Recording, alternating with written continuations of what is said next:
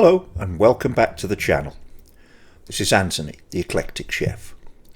I've been wanting to make a whole wheat pizza for a while, and then just this week or so ago I had to harvest some of our fresh basil from our herb garden, which let me make some pesto sauce. I thought that would make a great sauce base on a pizza, so we pressed on and made the whole wheat pizza that you'll see in this video. And although this was first with this recipe combination of toppings and pesto sauce, I was very happy with the way it turned out. I hope you'll give it a try. I might add, I think this comes out looking quite, dare I use the term, sophisticated, but it's not an expensive recipe. This serves 6. Your major investment is going to be time. So if you want to be, to use my term, the simple sophisticate and surprise and amaze your friends, this might be a way to do it. Anyway, I hope you enjoy the video and we'll get on to the video itself. Hello and welcome back to the channel. Today we're having a go at making a whole wheat pizza. Trying to use as many home ingredients as we have. So to start, we set up our trusty KitchenAid, because we don't like kneading on boards, and we have 1.5 cups of tepid or slightly warm water, a packet of Fleischmann's rapid rise instant yeast, and a good squeeze of honey. Most everybody seems to like using honey for whole wheat pizzas, so why spoil that parade? As you can see, it's nicely frothy, so I think it's time to add our dry ingredients. And here are our dry ingredients.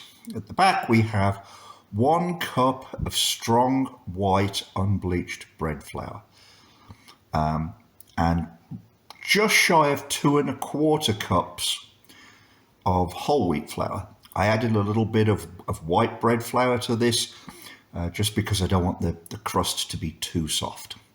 At the bottom we have 2 tablespoons of olive oil, a teaspoon of kosher salt, and some black pepper, freshly ground black pepper, mixed with some Italian seasoning that I'm going to mix in to the crust for a little extra flavour.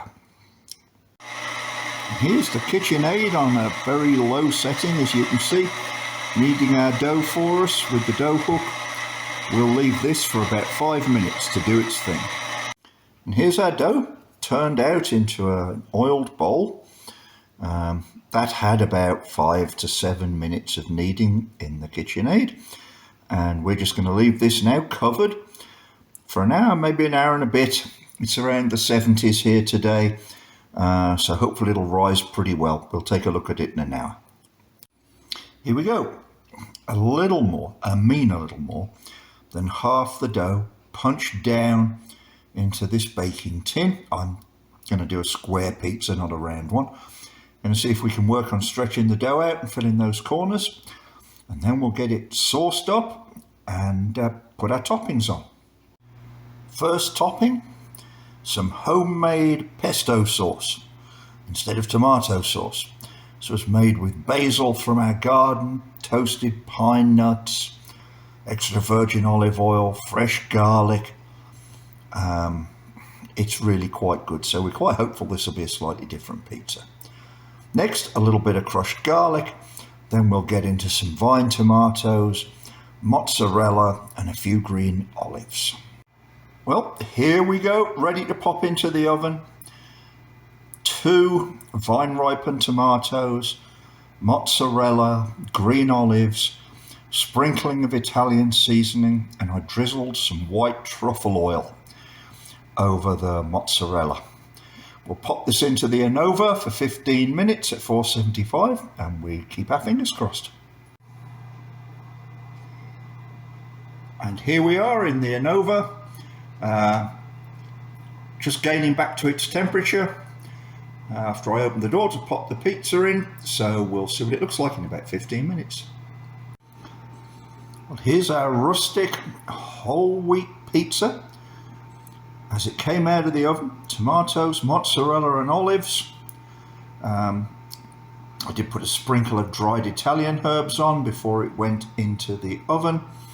And after it came out, I've sprinkled a little bit of fresh basil from our herb garden onto it. I'll be trying some of this tonight, and I'll tell you what it tastes like in the afterward. And as I think we've said before, we don't waste food at the Eclectic Chef. And this is what we did with the leftover dough. 2 mini loaves, whole wheat, dusted in corn flour. The one on the left here looks a little burned. It isn't. It's just the way the light is. We'll turn it around and shoot it from the other direction just so you can see.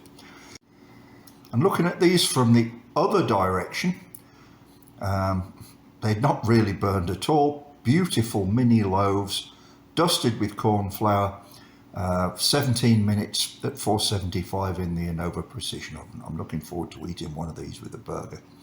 Quite frankly, they're perfectly burger sized. So we cut one of the rolls open to look at the crumb, and it's perfect. Nice small holes, soft, a good crust, not crunchy, but firm. So those turned out perfectly. Well, here we go. This is my dinner tonight. Piece of our pizza that we cooked earlier, some wild arugula, mushroom, and homemade vinaigrette, extra virgin olive oil, balsamic, a little bit of Grey Poupon, garlic, black pepper, and we're going to serve it with a glass of Puerto Plata, an inexpensive Spanish red that we got from Trader Joe's today, and which will be the subject of a separate review in our new inexpensive wines of the Iberian Peninsula series. Thanks for watching. I hope you enjoyed this video. If you did, please like and share. And if you'd like to hear more of what we have to say, please subscribe. Thank you. Having now eaten the pizza, I can tell you it's absolutely delicious. That wild arugula salad pairs with it perfectly. I suggested you think about this for entertaining. Having gone through this, even including a bottle of the wine that's pictured, $8 at Trader Joe's, I'm pretty sure you could feed 6 people for less than $5 a head. Now, that assumes you make your pesto and don't buy it. And you know, the biggest issue there is getting hold of the basil, and the cheapest way to find basil may be to go and buy a basil plant at your local nursery and just use that in your pesto sauce.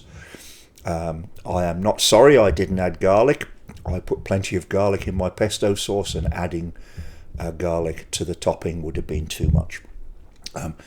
I may do a short on making pesto for those that don't know how, but in closing, I really hope you enjoyed this video. If you did, please share it with your friends.